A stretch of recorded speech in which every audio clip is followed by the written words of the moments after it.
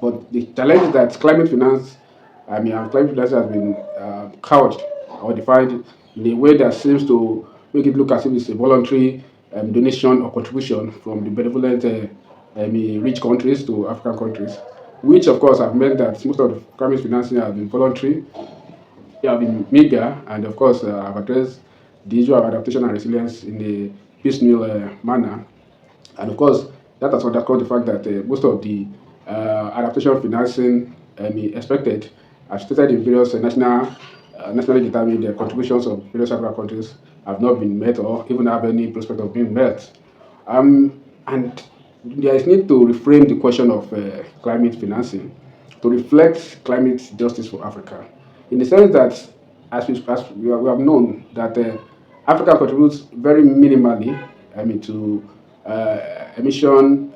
carbon emission, which has been shown to be a major contributor to climate change. And of course, Africa has also contributed minimally to destruction of or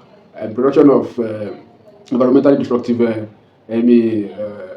substances and products. And but Africa is being hit,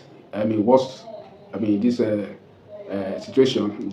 with climate change impacts. So the question of climate finance has to go alongside with climate justice, which is the fact that those who cause the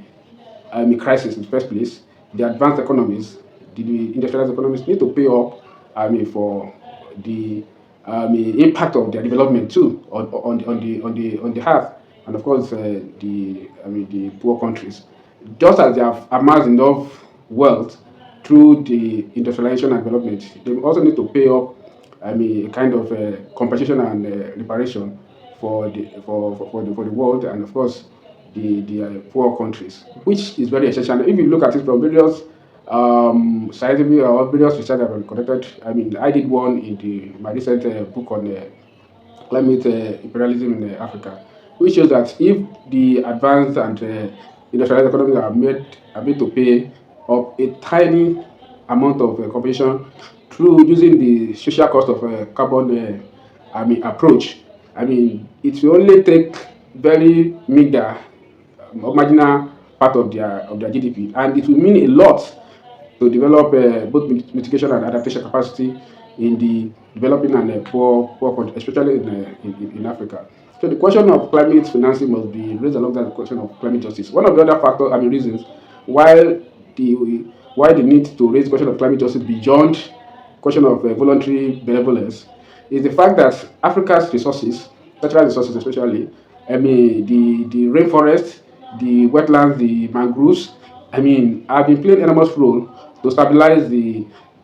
earth, and the climate by absorbing, the carbon and carbon dioxide in enormous capacity. This service that African